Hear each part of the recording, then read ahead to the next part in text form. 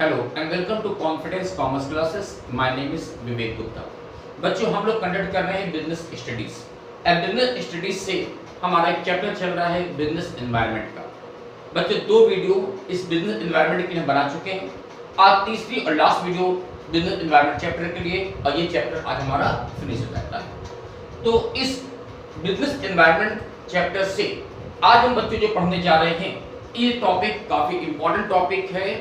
इस टॉपिक का नाम है न्यू इकोनॉमिक पॉलिसी 1991। ये क्वेश्चन हमारे एग्जाम में बहुत आता है, न्यू इकोनॉमिक पॉलिसी के बारे में।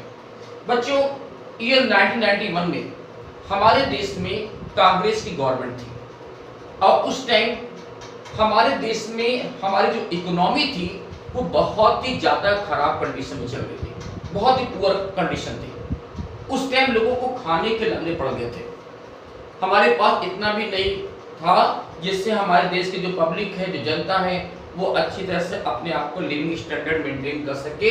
अपने जो बेसिक नीड्स है वो भी पूरा नहीं कर पा रहे थे। हम अनएम्प्लॉयमेंट लगातार बढ़ता जा रहा था, जीडीपी लगातार कम होती जा रही थी, हमारा एक्सपोर्ट बहुत कम था, हमें इंपोर्ट बहुत ज्यादा करना पड़ता था, लोगों की डिमांड पूरी नहीं हो पा रही थी। तो ओवरऑल पूरी हमारी जो इकोनॉमी थी वो बहुत ज्यादा प्रॉब्लम में थी। तो उस टाइम जो हमारे देश के फाइनेंस मिनिस्टर थे वो थे डॉक्टर मनमोहन सिंह, जो कि बाद में हमारे देश के प्राइम मिनिस्टर भी बन गए। वो एक बहुत बड़े इकोनॉमिस्ट थे। बच्चों, उन्होंने भी देखा कि हमारे देश की इकोनॉमी बहुत ज्यादा ट्रबल में है, बहुत ज्यादा प्रॉब्लम में है, तो उन्होंने एक नई इकोनॉमिक पॉलिसी इंडिया में लॉन्च किया।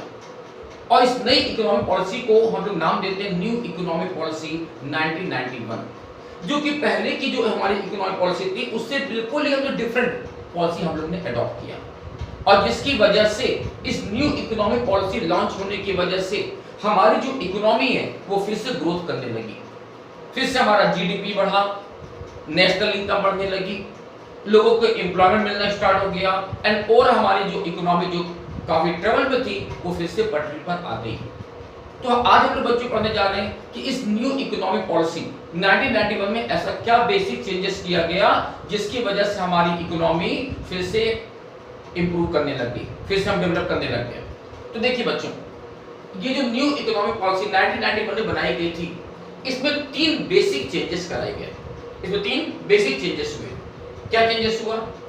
एक लिबरलाइजेशन, मेन फीचर्स आता है लिबरलाइजेशन, दूसरा प्राइवेटाइजेशन और तीसरा ग्लोबलाइजेशन। ये न्यू इकोनॉमिक पॉलिसी के ये 3 आप कह सकते हैं सबसे मेन फीचर्स थे जिसकी वजह से हमारी इकोनॉमी फिर से डेवलप होने लगी। आज बच्चों इन्हीं 3 मेन फीचर्स के बारे में आज हम लोग समझेंगे। तो देखिए, सबसे पहले क्या आता है? लिबरलाइजेशन। बच्चों, लिबरलाइजेशन वर्ड का मतलब क्या हुआ? लिबर्टी। लिबरलाइजेशन वर्ड बनता है लिबर्टी वर्ड से, और लिबर्टी मींस क्या होता है? फ्रीडम। लिबर्टी मींस क्या हुआ? फ्रीडम देना। बच्चों, 1991 से पहले हमारे देश में जो भी बिजनेस था, जो इंडस्ट्रीज थी, उसमें गवर्नमेंट का बहुत ज्यादा इंटरफेरेंस होता था।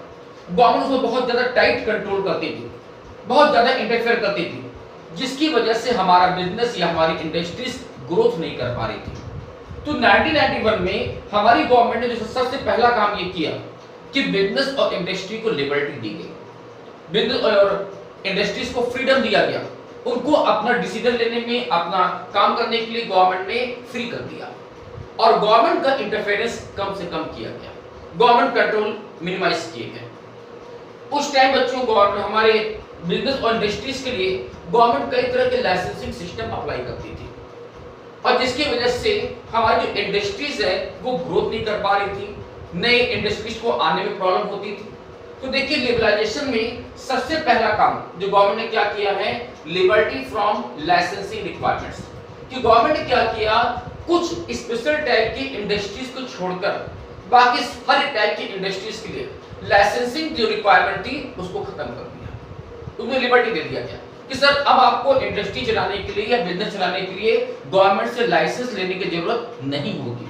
तो फर्स्ट लिबर्टी क्या आपको मिली है कि लिबर्टी फ्रॉम लाइसेंसिंग रिक्वायरमेंट, कि अब हमको इंडस्ट्री या बिजनेस चलाने के लिए गवर्नमेंट से लाइसेंस लेने की जरूरत नहीं होती है। केवल कुछ स्पेशल टाइप की बिजनेस के लिए ही ये लाइसेंसिंग सिस्टम अप्लाई किया गया, बाकी सारे बिजनेस को लाइसेंसिंग सिस्टम से रिलीव कर दिया गया। ठीक है, नेक्स्ट देखो, फ्रीडम ऑफ फिक्सिंग प्राइसेस। बच्चों 1991 से पहले बहुत से ऐसे प्रोडक्ट या सर्विसेज थी जिनके लिए प्राइस गवर्नमेंट फिक्स करती थी, जिनका प्राइस गवर्नमेंट फिक्स करती थी, और जिसकी वजह से कई बार बिजनेसमैन को या इंडस्ट्रीज को लॉस उठाने पड़ते थे। गवर्नमेंट कभी कभी किसी प्रोडक्ट का प्राइस इतना कम फिक्स कर दे जितनी हमारे कॉस्ट से भी लो हो जाए, जिसकी वजह से हमको लॉस में अपने प्रोडक्ट बेचने पड़ जाते थे। तो गवर्नमेंट ने दूसरा काम क्या किया कि इस प्राइस फिक्सिंग वाले काम को अपने पास से हटा लिया, और इसके लिए फ्रीडम दे दिया गया इंडस्ट्री और बिजनेस को कि वो अपने प्रोडक्ट के लिए खुद प्राइस फिक्स करें। तो जैसे देखो आज के टाइम में इंडस्ट्री और बिजनेस वाले अपने प्रोडक्ट का प्राइस खुद फिक्स करते हैं, और कैसे करते हैं, मार्केट की डिमांड सप्लाई के बेस पर। तो अब गवर्नमेंट यहाँ पर इंटरफेरेंस नहीं करती है।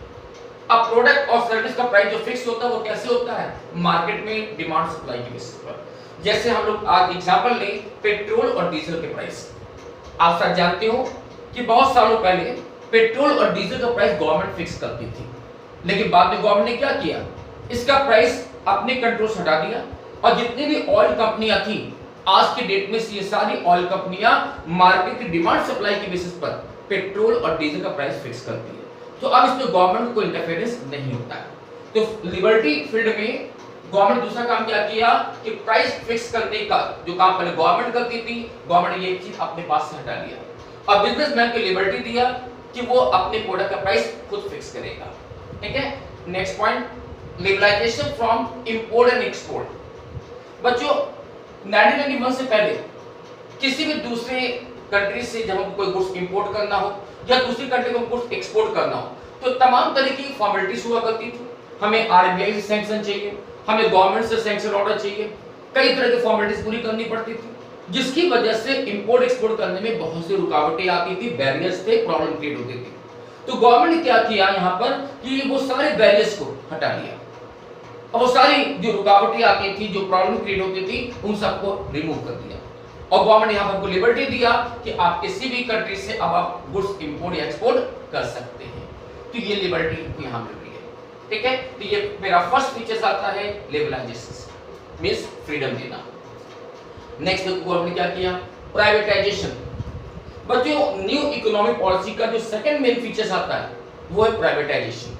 बच्चों प्राइवेटाइजेशन का मतलब क्या हुआ कि प्राइवेट सेक्टर को प्रमोट करना। 91 से पहले हमारे देश में बहुत से सेक्टर ऐसे थे, मोस्टली जो सेक्टर थे, मोस्टली जो प्रोडक्ट थे वो पब्लिक सेक्टर में आते थे, वो गवर्नमेंट सेक्टर में आते थे, और जिसकी वजह से वो प्रॉफिट अर्न नहीं हो पा रहा था। जितनी भी पब्लिक कंपनियां थी वो प्रॉफिट अर्निंग नहीं थी, प्रॉफिट नहीं हो पा रहा था, और जिसकी वजह से गवर्नमेंट ने यहाँ पर क्या किया कि उन कुछ सेक्टर को छोड़कर बाकी सारे सेक्टर को प्राइवेट फील्ड को डिलीवर कर दिया, प्राइवेट सेक्टर को डिलीवर कर दिया। गवर्नमेंट अपने हाथ में क्या लिया, जैसे डिफेंस ले लिया अपने हाथ में, एंड रेलवे ये अपने फील्ड अपने हाथ में रखा। तो इस तरह कुछ इंपॉर्टेंट सेक्टर को छोड़ दें तो बाकी सारी चीजों को गवर्नमेंट ने प्राइवेट सेक्टर को डिलीवर कर दिया, और इसी को बोलते हैं प्राइवेटाइजेशन। जरा देखो मैंने इस हेडिंग क्या दिया आपको कि सबसे पहले गवर्नमेंट ने क्या किया, डिसइन्वेस्टमेंट। बच्चों डिसइन्वेस्टमेंट का मतलब क्या हुआ कि बहुत सी इंडस्ट्री या कंपनियों में पहले गवर्नमेंट का इन्वेस्टमेंट ज्यादा होता था, तो गवर्नमेंट ने क्या किया, वहां से अपने इन्वेस्टमेंट को विथड्रॉ कर लिया, और उसकी जगह पर प्राइवेट सेक्टर का इन्वेस्टमेंट स्टार्ट हो गया। तो यहाँ गवर्नमेंट क्या कर रही है, डिसइन्वेस्टमेंट कर रही है। तो बच्चों डिसइन्वेस्टमेंट का मतलब अपने इन्वेस्टमेंट को विथड्रॉ कर लेना। तो बहुत से ऐसे सेक्टर जहां पहले केवल गवर्नमेंट का पैसा लगता था, गवर्नमेंट ने क्या किया, अपने शेयर बेच दिए और वहां से पैसा निकाल लिया, और फिर पैसा किसने लगा दिया, प्राइवेट सेक्टर ने लगा दिया। ठीक है, और क्या किया, ट्रांसफर ऑफ ओनरशिप। तो गवर्नमेंट ने यहाँ पे क्या किया कि बहुत सी ऐसी कंपनियां जो केवल पहले गवर्नमेंट के अंडर में चलती थी, गवर्नमेंट ने क्या किया, उन कंपनियों को प्राइवेट सेक्टर को सेल कर दिया, अपनी ओनरशिप प्राइवेट सेक्टर को ट्रांसफर कर दिया। ठीक है, और क्या किया, setting up board of industrial and financial reconstitutions यानी BIFR। गवर्नमेंट ने एक ऑर्गेनाइजेशन बनाया BIFR। बच्चों इस BIFR ये जो ऑर्गेनाइजेशन है, ये जो इंस्टीट्यूशंस है, ये गवर्नमेंट के अंडर में काम करता है, और इसका मेन वर्क होता है कि ऐसी कोई भी इंडस्ट्री जो सिक इंडस्ट्री बन चुकी है, जो फाइनेंशियल रूप से बहुत ज्यादा वीक हो चुकी है, तो वहां वो गवर्नमेंट क्या करती है, इस BIFR इंस्टीट्यूशन के थ्रू उसको फिर से रिकॉन्स्टिट्यूट करती है। ऐसी कोई भी इंडस्ट्री जो बंद हो चुकी है जो आगे अपने आप को रिवाइव नहीं कर पा रही है, तो बीआईएफआर क्या करता है, उसको अपने अंडरटेकिंग में लेता है और उसको रिवाइव करता है और उसको फिर से चलाता है आगे। तो ऐसी कोई भी इंडस्ट्री जो सिक हो चुकी है, जो अब नहीं चल रही है, बीआईएफआर उनको सर्च करता है, उनको फाइनेंशियल असिस्टेंट प्रोवाइड करता है, टेक्निकल असिस्टेंट प्रोवाइड करता है, ताकि वो इंडस्ट्री फिर से रन करना स्टार्ट हो जाए। तो ये बीआईएफआर का काम है। ठीक है, तो बच्चों प्राइवेटाइजेशन का मतलब क्या निकला कि गवर्नमेंट ने अपने सेक्टर को छोड़ दिया। गवर्नमेंट ने कई ऐसी कंपनी जहां पर गवर्नमेंट का इन्वेस्टमेंट था, गवर्नमेंट के कंट्रोल में चलती थी, गवर्नमेंट ने वहां से पैसा विड्रॉ कर लिया और प्राइवेट सेक्टर को प्रमोट किया। जैसे आप एग्जांपल ले सकते हो कि 91 से पहले इंश्योरेंस के फील्ड में केवल एक गवर्नमेंट कंपनी काम करती थी, एलआईसी, लाइफ इंश्योरेंस। लेकिन बच्चों आज हम लोग जानते हैं ना कि इंश्योरेंस में बहुत सी प्राइवेट कंपनियां भी आ गई हैं। अब बजाज एलियांज वाले भी आ गए, कोटक महिंद्रा वाले भी आ गए और इस तरह से बहुत सी कंपनियां, प्राइवेट कंपनियां इंश्योरेंस के फील्ड में आ गई। तो ये क्या हुआ, प्राइवेटाइजेशन हो गया। सेम इस तरह एग्जांपल आप ले सकते हो एयरलाइंस का, कि पहले केवल इंडियन एयरलाइंस चलती थी जो गवर्नमेंट के फील्ड में थी। अब देख लो बहुत सी प्राइवेट एयरलाइंस चलने लगी, सहारा चल रहा है, जेट चल रहा है एंड इस तरह बहुत सी चल रही है। सेम वे आप इस तरह बहुत से एग्जांपल हम ले सकते हो ना कि जहां पहले गवर्नमेंट के अंडरटेकिंग थी, अब उस जगह पर प्राइवेट सेक्टर भी आ चुका है मार्केट में। ठीक है, नेक्स्ट आता है ग्लोबलाइजेशन। लास्ट बच्चों न्यू इकोनॉमिक पॉलिसी का लास्ट जो मेन फीचर्स आता है वो है ग्लोबलाइजेशन।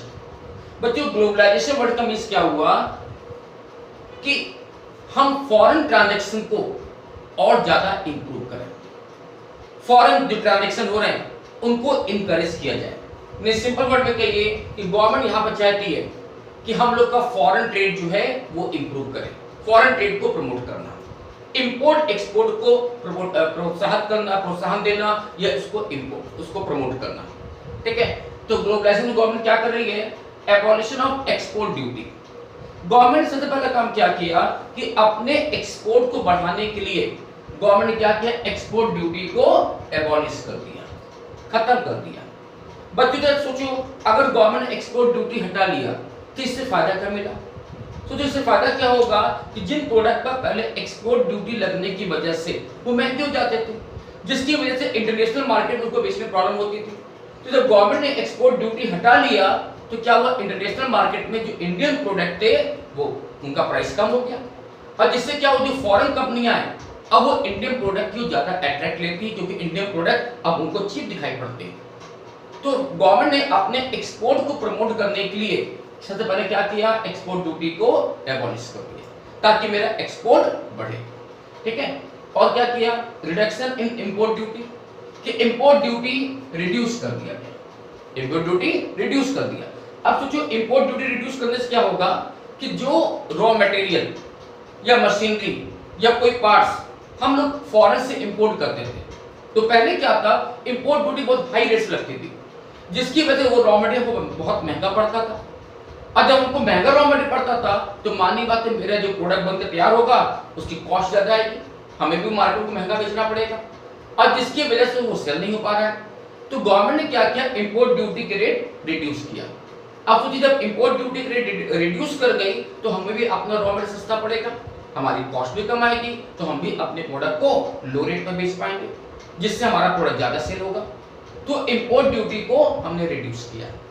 और क्या किया, रिकॉन्स्टिट्यूशन ऑफ टैरिफ। बच्चों टैरिफ मींस क्या होता है, टैक्सेशन रेट। गवर्नमेंट ने क्या किया कि टैक्सेशन रेट को चेंज किया और टैक्सेशन में कई तरह के एग्जम्पशंस और रिलीफ दिया गया इंडस्ट्रीज को। ऐसी इंडस्ट्रीज जो एक्सपोर्ट ओरिएंटेड है, जो एक्सपोर्ट को प्रमोट करने वाली है, गवर्नमेंट को कई तरह के एग्जम्पशंस दिए, रिलीफ दिया। इनकम टैक्स में रिलीफ दिया गया, वैट में या जीएसटी में उनको रिलीफ दिया गया। तो ऐसा करने का हमारा पर्पस क्या है, ताकि हमारा एक्सपोर्ट इंक्रीज करे। ठीक है, तो न्यू इकोनॉमिक पॉलिसी जो बच्चों इंडिया में लॉन्च की गई 1991 में, उसके ये तीन मेन फीचर्स आते हैं। क्या क्या आते हैं, लिबरलाइजेशन यानी फ्रीडम प्रोवाइड करना, लिबर्टी देना, प्राइवेटाइजेशन यानी प्राइवेट सेक्टर को प्रमोट करना एंड ग्लोबलाइजेशन यानी फॉरेन ट्रेड को प्रमोट करना। ठीक है, तो ये थे हमारे तीन main features of new economic policy 1991। अभी हमने पढ़ा कि न्यू इकोनॉमिक पॉलिसी क्या है और न्यू इकोनॉमिक पॉलिसी के मेन फीचर्स कौन से थे। अब हम ये देख रहे हैं कि इस न्यू इकोनॉमिक पॉलिसी 1991 लॉन्च होने से हमारी कंट्री की जो इकोनॉमी है उस पर क्या इम्पैक्ट पड़ा, हमारे इंडिया की इकोनॉमी पर क्या इम्पैक्ट पड़ता है न्यू इकोनॉमिक पॉलिसी का। तो देखिए impact of new economic policy 1991। तो मैंने फर्स्ट हेडिंग आपको दिया इंक्रीज कॉम्पिटिशन। सोचना बच्चों, अभी हमने देखा कि न्यू इकोनॉमिक पॉलिसी में एक मेन फीचर्स आया था ग्लोबलाइजेशन।